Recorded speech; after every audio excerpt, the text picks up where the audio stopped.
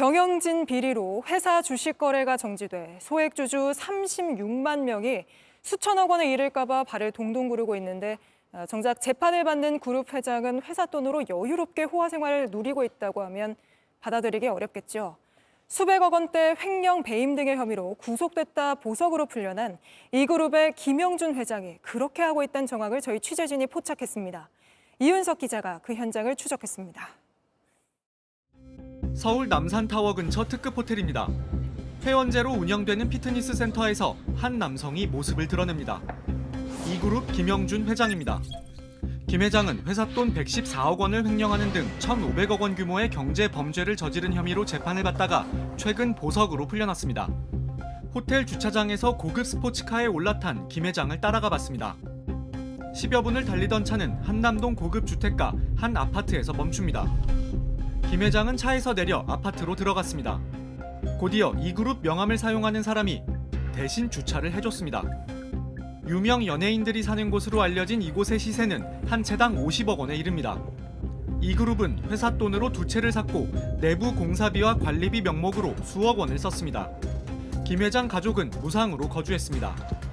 아파트 주차장엔 김 회장이 타고 다니던 스포츠카와 번호가 똑같은 스포츠카들이 나란히 주차되어 있습니다. 모두 수억 원짜리 슈퍼카입니다. 취재진은 수일간 김 회장 행적을 확인했습니다. 보석으로 나온 뒤 매일같이 특급 호텔을 찾았습니다.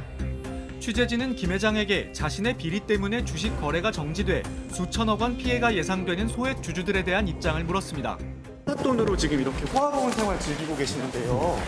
회사 돈 변상하실 계획은 없으신가요?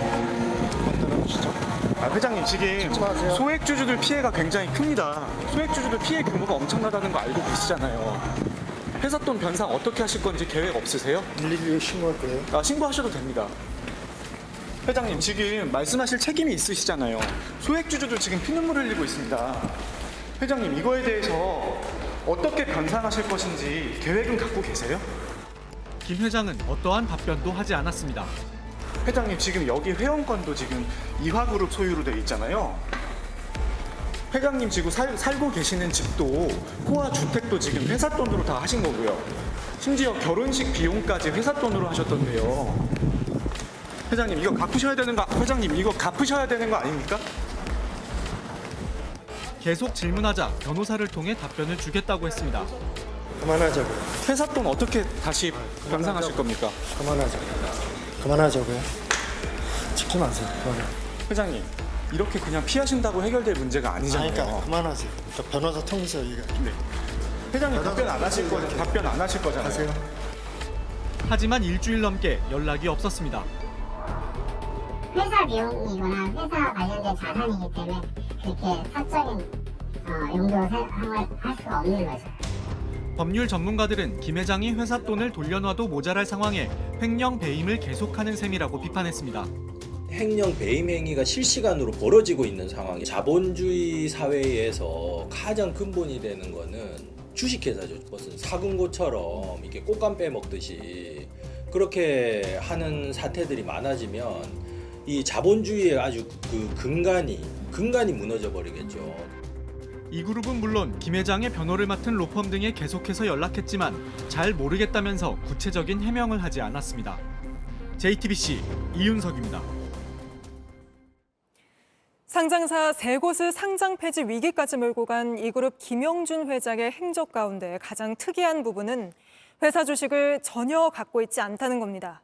그런데도 그룹 경영을 좌지우지하며 회사 돈을 마음대로 쓴 정황이 포착됐는데 계속해서 이윤석 기자가 보도합니다.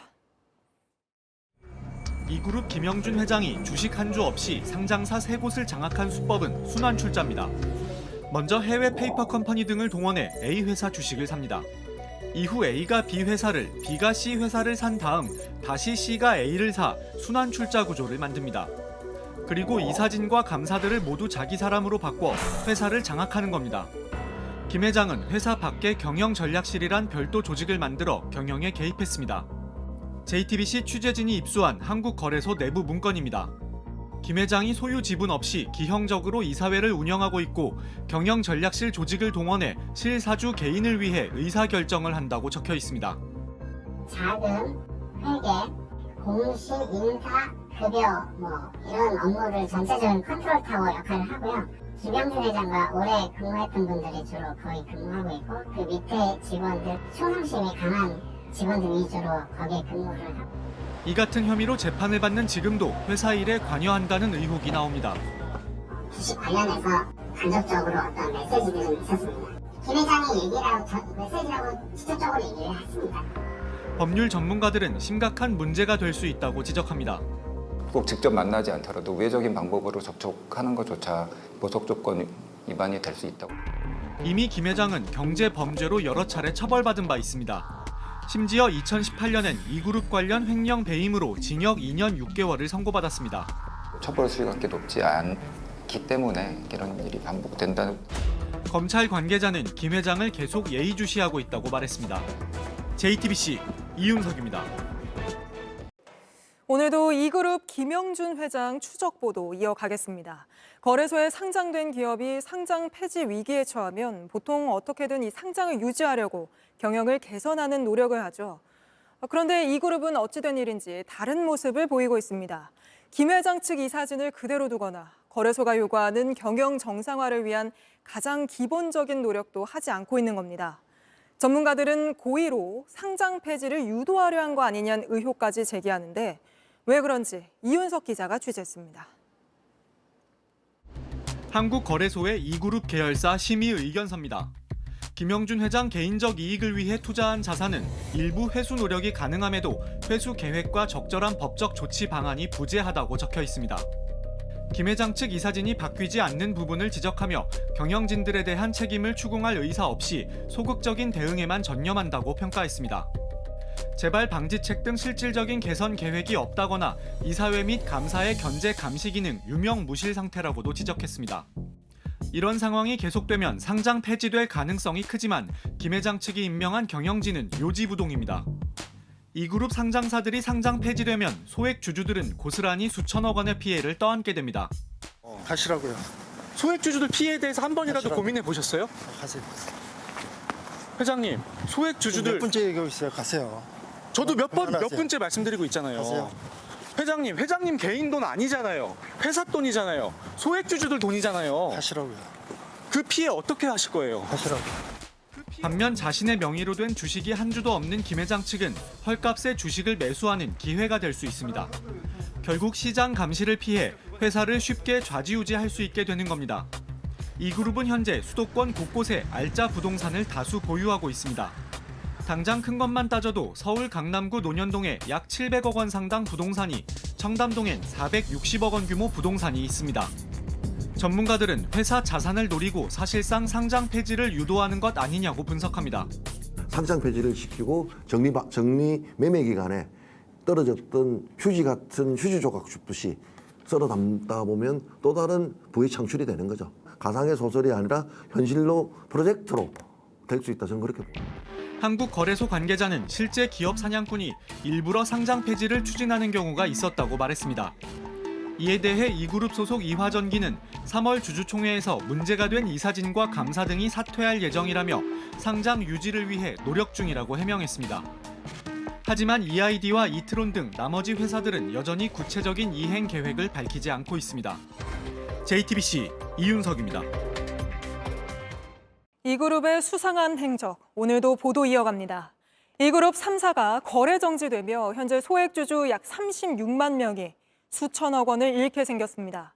그런데 이렇게 피해 규모가 커진 데에는 한국거래소 탓도 크다는 지적이 나오는데 왜 이런 지적이 나오는 건지 이윤석 기자가 취재했습니다. 지난해 5월 10일 이그룹 상장사 3곳의 거래가 일제히 정지됐습니다. 김영준 회장의 횡령 배임 때문이었습니다. 다음 날 이그룹 측은 횡령액이 10억 원 미만이라고 공시했습니다. 한국거래소는 이를 보고 3곳의 거래를 재개했습니다. 이때 악재가 사라졌다고 믿은 개미 투자자들이 대거 몰렸습니다. 당시 주가는 상한가를 기록하는 등 폭등했습니다. 거래 정지로 인해서 단가가 많이 낮아져 있기 때문에 투자를 한다고 생각하고 마지막 돈인데 그러다가 제가. 하지만 실제 횡령 배임액은 수백억 원이었습니다. 하루 만에 허위 공시란 사실이 들통나며 곧장 거래가 정지됐습니다. 거래소 측은 많은 투자자가 피해를 입어 매우 안타깝게 생각한다면서도 사태의 본질은 상장 기업이 고의로 허위 내용을 공시한 것이라고 했습니다. 분명히 이 사태는 방지할 수 있었던 충분한 기회가 있었다고 봅니다. 전문가들은 거래소 측이 공소장을 받아보는 등 최소한의 사실 확인 절차를 거쳤어야 한다고 지적합니다. 당사자 말만 믿고 하기 때문에 이게 반복될 수 있는 심각한 위험성을 가지고 있는 거죠. 내부 규정이라든가 이런 게 심각하게 문제가 있는 거죠. 이그룹 소액주주 연대는 현재 최대 주주 수준까지 개미 투자자들의 주식을 모은 상태로 직접 경영권을 확보해 그룹을 정상화하겠다고 밝혔습니다. JTBC 이윤석입니다.